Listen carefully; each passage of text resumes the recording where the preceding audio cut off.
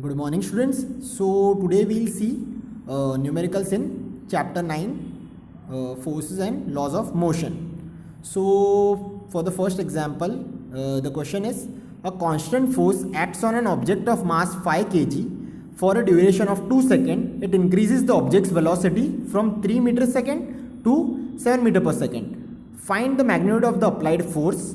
Now if the force was applied for a duration of 5 seconds, what would be the final velocity of an object? इसकी final velocity क्या होगी वो हमें ढूंढना है. तो हमें इनिशियल दिया हुआ है u is equal to 3 metre per second और फाइनल भी दिया हुआ है 7 metre per second. t 2 second हमको पता है और मास है 5 kg. तो हमने जो ऊपर डिड्यूस किया था फॉर्मूला वो था force is equal to mass into V minus U by T. अब यहाँ पे हम सारी वैल्यूज जो हमें पता है वो हम रख देंगे. तो हमें मिलेगा force is equal to 5 kg 7 metre per second minus 3 metre per second by 2 second. तो ये कैलकुलेट करके हमें मिलता है 10 न्यूटन. अब जब now if this force is applied for a duration of 5 second, T हमने अब 5 रखा, तो फाइनल वेलोसिटी क्या मिलेगी हमें. ये इक्वेशन रीराइट मतलब क्या करना है, हमें v ढूंढना है. तो हम जो ऊपर का इक्वेशन था तो सारी वैल्यूज इंटरचेंज कर देंगे. v उधर है तो हमने बाकी के सारे इधर ले लिए.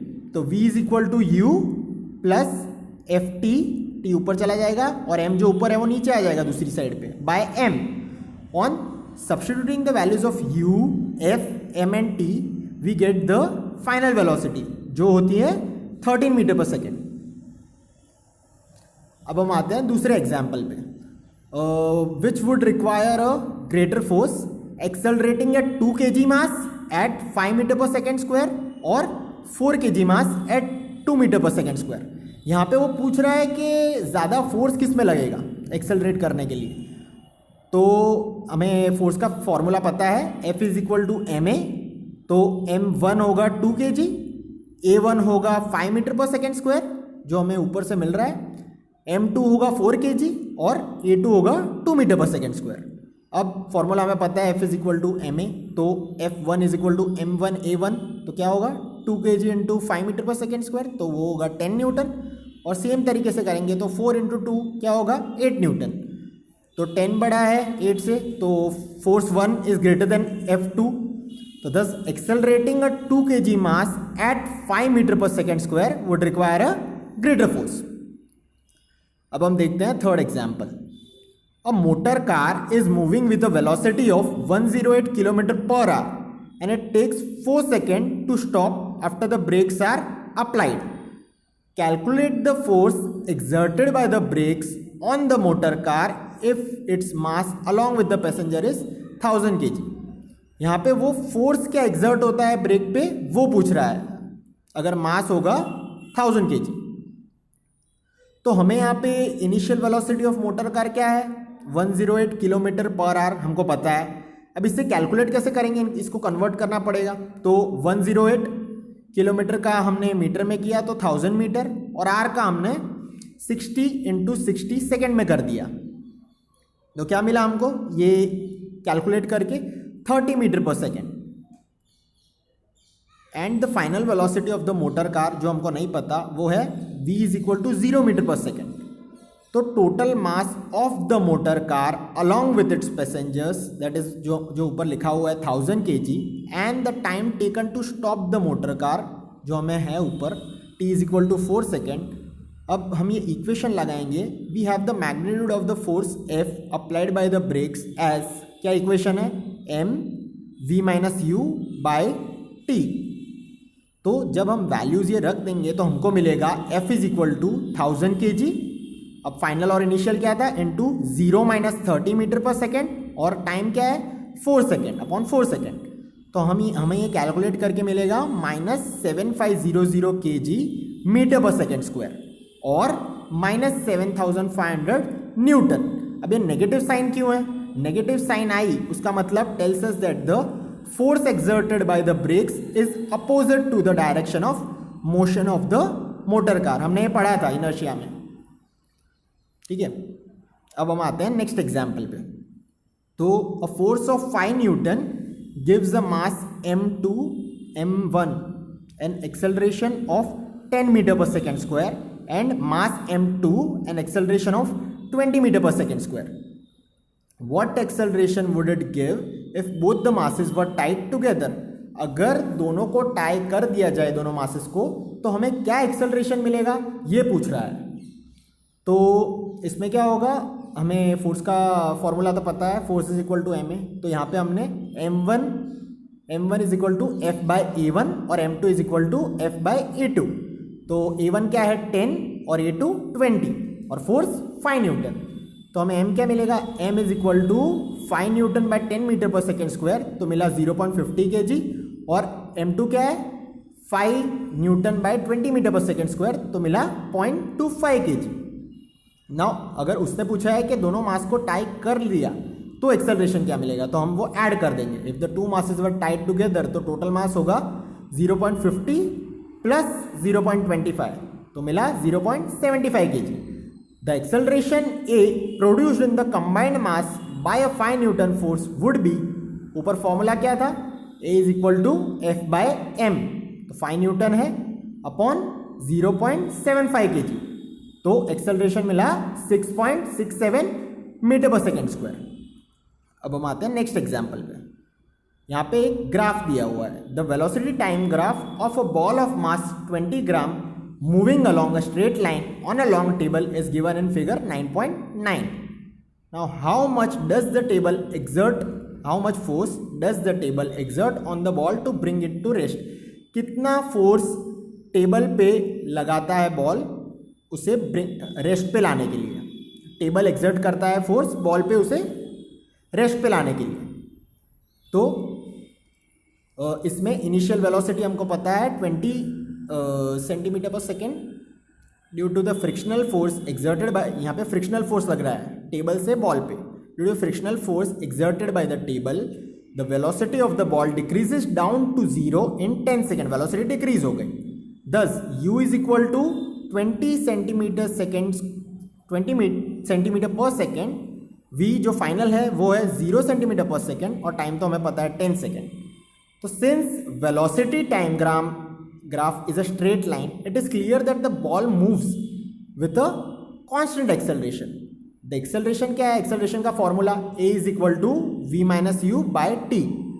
तो फाइनल क्या है 0 माइनस इनिशियल क्या थी 20 सेंटीमीटर पर सेकेंड और टाइम क्या है 10, तो हमें मिला -2 सेंटीमीटर पर सेकेंड स्क्वायर. और हम इसे कैसे लिख सकते हैं मीटर में कन्वर्ट करके, तो -0.02 मीटर पर सेकेंड स्क्वायर. अब force exerted on the ball F is, force is equal to ma, तो वो था m था 20 और 1000 kg इंटू, हमने कन्वर्ट किया था ना -0.02 मीटर पर सेकेंड स्क्वायर. तो टोटल में मिला -0.0004 Newton.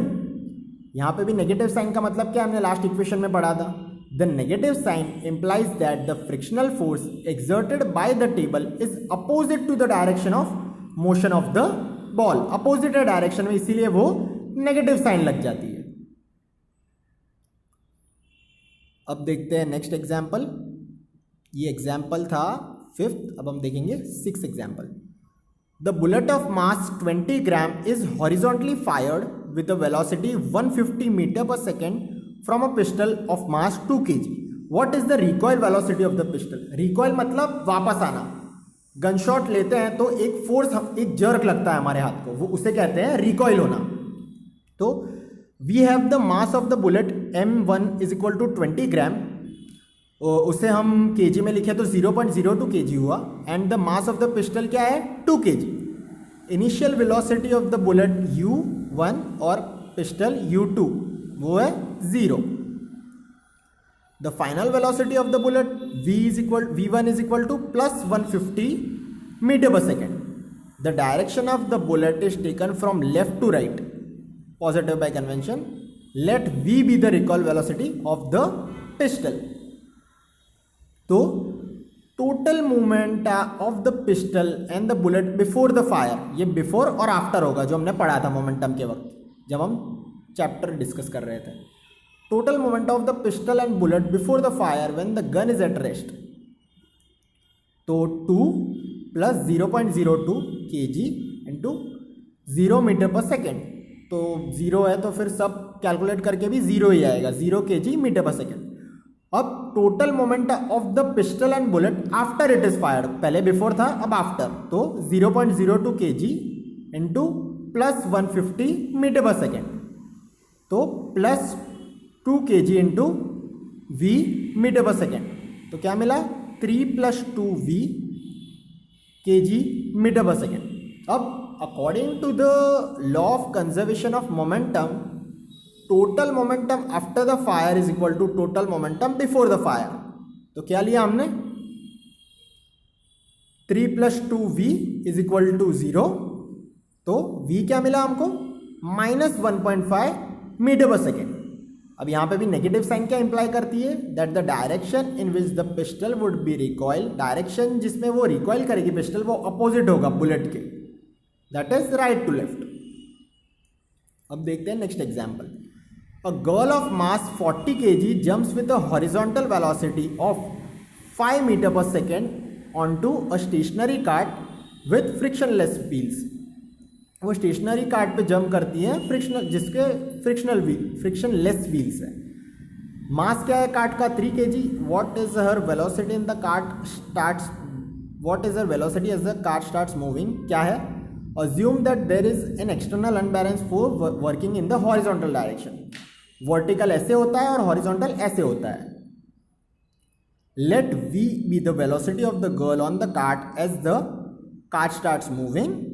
The total moment of the girl and the cart before the interaction क्या था 40 kg, वो गर्ल का मास है, इंटू 5 मीटर पर सेकेंड, वो भी दिया हुआ है हमको हॉरिजॉन्टल वेलोसिटी में, प्लस 3 kg ये कार्ट का मास है, इंटू 0 मीटर पर सेकेंड। तो ये कैलकुलेट करके हमें मिला 200 kg मीटर पर सेकेंड। ये बिफोर द इंट्रैक्शन का है। अब टोटल मोमेंट आफ्टर इंट्रैक्शन क्या है 40 + 3 kg into v metre per second, v metre per second, तो हमें ये कैलकुलेट करके मिला 43 v kg metre per second. अब मोमेंटम का तो आप जानते हो, according to the law of conservation of momentum, total momentum is conserve during the interaction, that is 43v is equal to 200। हमने दोनों वैल्यूज को इक्वल ले लिया है, तो v क्या मिला हमको 200/43, 43 नीचे आ जाएगा 200 के, तो हमें मिला plus 4.65 metre per second. The girl on cart would move with the velocity of 4.65 metre per second in the direction in which the girl jump. वो जिस डायरेक्शन में उसने जंप किया उसी डायरेक्शन वो मूव करेगी और उसकी वेलोसिटी होगी 4.65 मीटर पर सेकेंड। अब next example. 2 hockey players of opposite teams while trying to hit a hockey ball on the ground collide, वो टकराते हैं 2 हॉकी प्लेयर अपोजिट टीम्स के, एंड इमीडिएटली बिकम एंटैंगल्ड, वो उलझ जाते हैं। एक का मास है 60 kg और वो मूव कर रहा था वेलोसिटी 5 मीटर पर सेकेंड के साथ, जबकि दूसरे का मास है 55 kg और वो मूव कर रहा था 6 मीटर पर सेकेंड वेलोसिटी के साथ।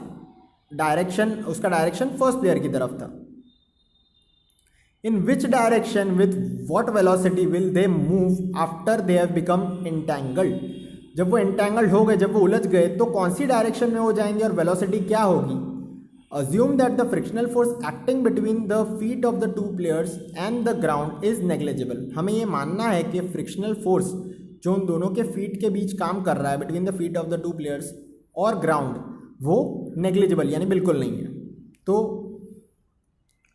let the first player be moving from left to right। by convention left to right is taken as a positive direction, positive लिया हमने लेफ्ट टू राइट को, and thus right to left है negative.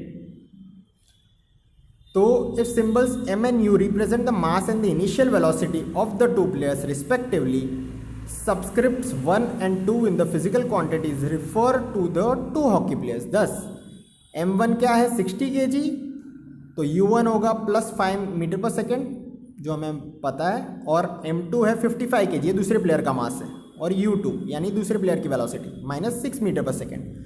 तो total moment जो दोनों player का होगा collision के पहले वो होगा 60 kg इंटू इनका जो वेलोसिटी है वो 5 metre per second plus 55 kg into -6 metre per second, तो हमें मिला -30 kg मीटर पर सेकेंड.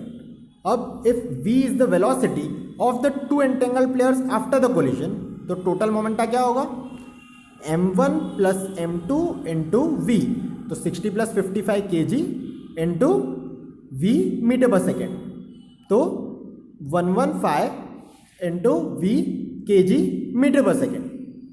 अब equating the momenta of the system before and after collision in accordance with the law of conservation of momentum, we get v is equal to -30 जो हमको पहले मिला था और अपॉन 115 जो हमें अब मिला, तो उसका रिजल्ट आया -0.26 metre per second.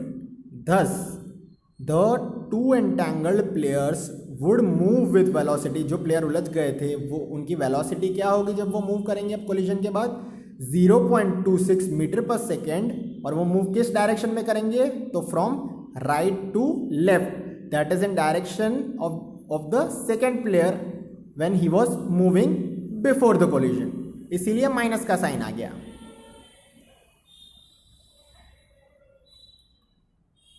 Thank you students, and if you have any difficulties you can connect with me.